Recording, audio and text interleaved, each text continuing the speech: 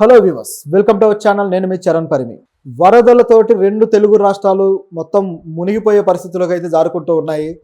తీవ్రంగా వరదలు వస్తున్నాయి అన్నమాట. నిజానికి ఏపీలో అయితే విజయవాడ ఎప్పుడు జరగనిది విజయవాడ అయితే మునిగిపోయింది. సో ఇక్కడ కొత్తగా ఒక ప్రశ్న వచ్చిందనమాట. విజయవాడ మునిగిపోయిన తర్వాత ఏపీలో కూడా ఒక కొత్తగా హైడ్రా కావాల్సిందేనా అని చెప్పేసి ఒక వాదన వచ్చింది.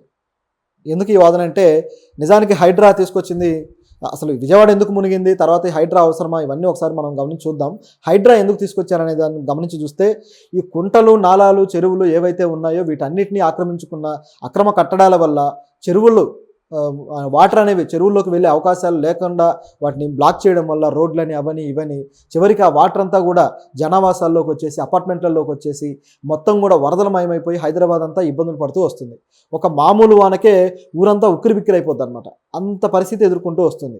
ఇప్పుడు కూడా రాత్రి నుంచి వాన ట్రాఫిక్ అంతా జాము, ఎక్కడ చూసినా కూడా రోడ్లన్నీ కూడా మొత్తం వరదలైపోయిందనమాట. చూస్తే నదుల్లాగా ఉంటాయి, రోడ్లాగా లేవు. వెనిస్ నగరం లాగా, వెనిస్ ఎలాగైతే నదిలో కట్టిన కట్టడాలాగా ఉంటాయో అదేవిధంగా హైదరాబాద్ ఇప్పుడు ప్రస్తుతానికి అలాగే ఉంది. ఆ కట్టడాలన్నీ నదిలో ఉన్నట్టున్నాయి అన్నమాట. సో ఇది ఇక్కడ ఉన్న పరిస్థితి. ఇదే తరహాలో ఇప్పుడు విజయవాడలో కూడా చూస్తే సగం మునిగిపోయి ఉంది. ఇంకా చెప్పాలంటే గుంటూరులో అయితే ఈరోజు ఒక కారులో ఒక టీచర్ అలాగే కొంతమంది విద్యార్థులు ఆ కారులో ప్రయాణిస్తూ ఉండగా మొత్తం ఈ వరద వాటర్ దెబ్బకి కారు కొట్టుకుపోయి అందరూ చనిపోయారు. ఆ టీచర్ కానీ అలాగే విద్యార్థులు కానీ. చాలా ఘోరమైన సంఘటన. విజయవాడ, గుంటూరు ప్రాంతాల్లో ఈ స్థాయి వరదలు ఎప్పుడూ చూడలేదు. నిజానికి ఆ మధ్యలో ప్రాంతంలో లంక ప్రాంతాలు ఏవైతే డౌన్లో ఉంటాయో అక్కడ వరదలు వస్తాయి. అక్కడ అన్నీ మునిగిపోతూ ఉంటాయి. మొత్తం లంక గ్రామాలు ఏవైతే ఉన్నాయో అవన్నీ కూడా. ఇప్పుడు అమరావతి అలాగే ఆ పక్కన ఉన్న గ్రామాలు, ఆ 30 గ్రామాలు కావచ్చు, ఇటువైపు విజయవాడ దగ్గర ఉన్న గ్రామాలు కావచ్చు, ఇవన్నీ కూడా మునుగుతూ ఉంటాయి. కానీ విజయవాడ నగరం అదేవిధంగా గుంటూరు అనేవి మునగడం తక్కువ. కానీ ఇప్పుడు భారీ స్థాయిలో వర్షాలు వచ్చేసి అది మునిగిపోవడం జరిగింది. సో ఇలా మునిగిపోతూ ఉంటే నిజానికి చిరంజీవి గారు కూడా ఈరోజు ఒక చిన్న ఆడియో అయితే ఒక వీడియో చేసి పెట్టారు. దాంట్లో ఏంటంటే, రెండు తెలుగు రాష్ట్రాల్లోనూ విపరీతమైన వరదలు వస్తున్నాయి, ప్రజలు బయటికి రాకుండా అప్రమత్తంగా ఉండండి, అదేవిధంగా మీరు ఏమైనా ప్రికాషన్స్ ముందే తీసుకోండి జాగ్రత్తలు అని చెప్పేసి చెప్పడం జరిగింది. సో దాంతోపాటు జ్వరాలు కూడా, డెంగ్యూ ఇవన్నీ కూడా విపరీతంగా వస్తున్నాయన్నమాట రెండు రాష్ట్రాల్లో. సో వీటికి సంబంధించి కూడా ఆయన మాట్లాడడం జరిగింది. సో ప్రజలకైతే ఒక హెచ్చరిక, ప్రభుత్వాలు చేయాల్సిన హెచ్చరిక ఇలాంటి వ్యక్తులు కూడా చేస్తూ ఉన్నారు, సినీ ప్రముఖులు కూడా, అలాగే ప్రభుత్వాలు కూడా చేస్తున్నాయి. కానీ ఈ విజయవాడకు సంబంధించి మాట్లాడుకోవాలంటే, ఎందుకు విజయవాడ మునిగిపోయింది అంటే, విజయవాడలో కూడా హైడ్రా రావాల్సిన అవసరం అంత ఉందా? హైడ్రా హైదరాబాద్లో మొత్తం కూలగొట్టేసి మొత్తానికి చెరువులన్నింటినీ కూడా పునరుద్ధరిస్తూ వెళ్తుంది. ప్రస్తుతం రోడ్ల మీదకి వచ్చి ఇబ్బంది పెడుతున్నాయి. అవన్నీ కూడా తిరిగి వాటి స్వస్థలానికి వెళ్ళిపోతాయి అన్నమాట. వాటి మార్గంలో అవి చేరుకొని ఈ వరదలను కంట్రోల్ చేస్తాయి. అదే పద్ధతిలో విజయవాడలో కూడా చాలా రోడ్లు ఇట్లా బ్లాక్ చేసి అక్రమ కట్టడాలు ఎన్నో నిర్మించారు కాబట్టి ఈ వరదలు ఈ విధంగా వస్తున్నాయి అనేది ఇప్పుడున్న ఆరోపణ. సో విజయవాడలో కూడా ఈ అక్రమ కట్టడాలను కూల్చడానికి హైడ్రా లాంటిది, వైడ్రానో ఏదో ఒకటి రావాలి అనేది ఇప్పుడున్న ప్రతిపాదన. నిజంగా ఇలాంటిది వస్తే చాలా బాగుంటుంది. ఎందుకంటే అక్రమార్కులకి అలాగే రియల్ ఎస్టేట్ వ్యాపారులకి కొంతమందికి అడ్డు అదుపు లేకుండా ఆక్రమించుకుంటూ పోయి గుల్ల చేసేస్తున్నారు అనమాట నగరాలని. మనం గమనించి చూస్తే ప్రతి నగరంకి, ఆ రాష్ట్రాలకి ఆర్థికంగా స్వావలంబన ఇచ్చేది, ఆర్థికంగా ఒక దన్నుగా నిలబడేవన్నీ కూడా ఒక ముఖ్యమైన నగరాలు ఉంటాయి. ఏ రాష్ట్రానికి ఆ రాష్ట్రం.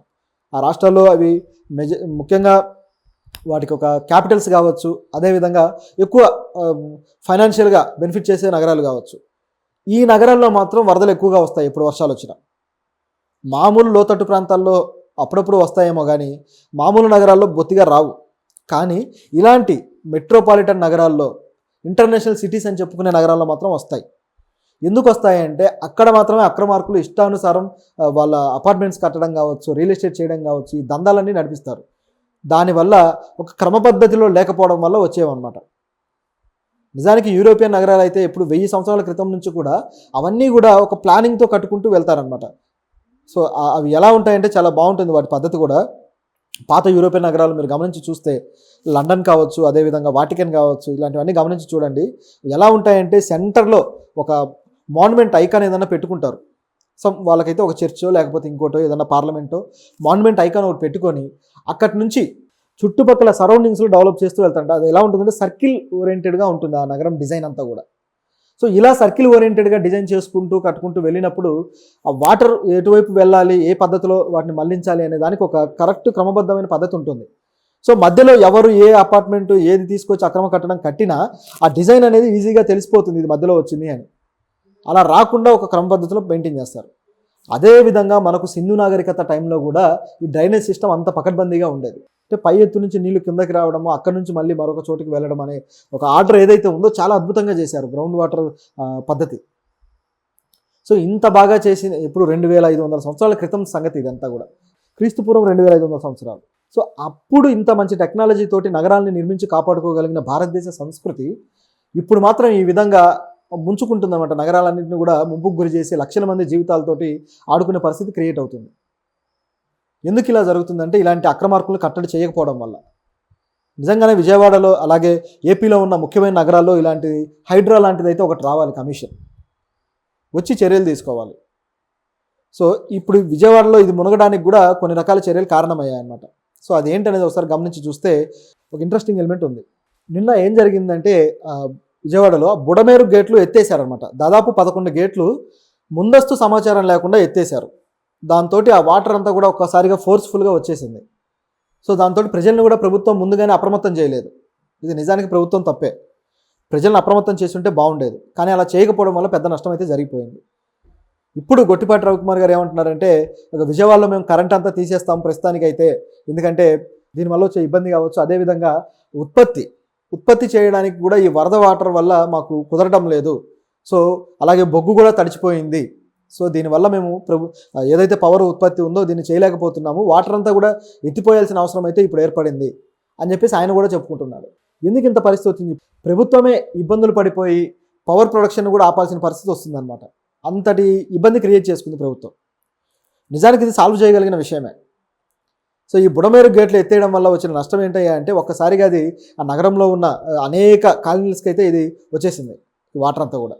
ఆ కాలనీస్ ఏంటి అనేది ఒకసారి చూద్దాం. మనం చూస్తే ఆ బుడమేరు కట్ట తెగిపోయింది రావడం వల్ల, ఫోర్స్ఫుల్గా రావడంతో ఆ కడలూరు దగ్గర బుడమేరు కట్ట తెగిపోయి ఎన్ని ప్రాంతాలు ఇదైపోయాయంటే షాబాదు, కొత్తూరు, తాడేపల్లి, అలాగే జక్కంపూడి వైఎస్ఆర్ కాలనీ, అలాగే Gollapudi road, Sitara centre, milk factory, Urmila Nagar, Ramarajya Nagar, పాత రాజేశ్వరిపేట, కొత్త రాజేశ్వరిపేట, నందమూరి నగర్, ఇందిరానాయక్ నగర్, ఆంధ్రప్రభ కాలనీలు బుడమేరు వరద ముంచెత్తింది. ఇది ఇక్కడ కనిపిస్తున్న విషయం అన్నమాట. సో ఈ విధంగా నగరం మొత్తాన్ని ముంచేసిందంటే అర్థం చేసుకోండి. నిజానికైతే ఏదైతే కృష్ణానది ఉంది కదా, ప్రకాశం బ్యారేజీ. సో ప్రకాశం బ్యారేజీకి ఉన్న కెపాసిటీ దాదాపు 5 లక్షల క్యూసెక్ల కెపాసిటీ ఉంది, కానీ వాటర్ వచ్చేసి 7 లక్షల క్యూసెక్ల వాటర్ అయితే వచ్చేసింది. సో దాంతో ఆ ఎక్స్ట్రా వాటర్ ఏదైతే ఉందో దీన్ని ఇక వదలక తప్పని పరిస్థితి ఏర్పడింది అనమాట. అయితే ముందస్తు సమాచారం ఇచ్చుంటే బాగుండేది, ఎందుకంటే వాతావరణ శాఖకి ఆల్రెడీ తెలుసు ఎంత వాటర్ రాబోతుంది, వరద ఎంత ఉండబోతుంది అని. కానీ దీంట్లో వీళ్ళు కొద్దిగా త్వరగా స్పందించకపోవడం వల్ల జరిగిన నష్టం ఏంటంటే ఇమీడియట్గా వాటర్ని వదిలేయడము. సో అదంతా కూడా వరద రూపంలో రావడం. సో ఇది ఇక్కడ ఉన్న పరిస్థితి. ఇంకా ఈ వర్షం పడుతూనే ఉంది, ఇంకా ఇది పెరిగే అవకాశం కూడా ఉంది. సో ఇంకా ఎంత వాటర్ వస్తుందో, విజయవాడ ఇంకా పూర్తిగా మునుగుతుందేమన్న భయం అయితే ఇప్పుడు ప్రజల్లో ఉంది. నిత్యావసరాలు కొనుక్కోవడం కానీ ఇలాంటి చాలా సమస్యలు ఉన్నాయి ఇప్పుడు ప్రజలకి. ప్రభుత్వం త్వరగా ఒక రెస్క్యూ టీంని ఏర్పాటు చేయాలి. అదేవిధంగా వీళ్ళకి ఎక్కడైతే లోతట్టు ప్రాంతాలు ఉంటాయో అవి పూర్తిగా మునిగిపోయే ప్రమాదం ఉంది. సో అక్కడ ఈ టీంలు ఉండి వాళ్ళకి కావాల్సిన అవసరాలను కానీ వాళ్ళకి కావాల్సిన ఫుడ్ని కానీ అందించడానికి చర్యలు అయితే ఇప్పటి నుంచే మొదలెట్టాలి. ఎందుకంటే ఈ వర్షం అనేది ఇంకా 2 రోజుల పాటు కంటిన్యూగా ఉండనుంది.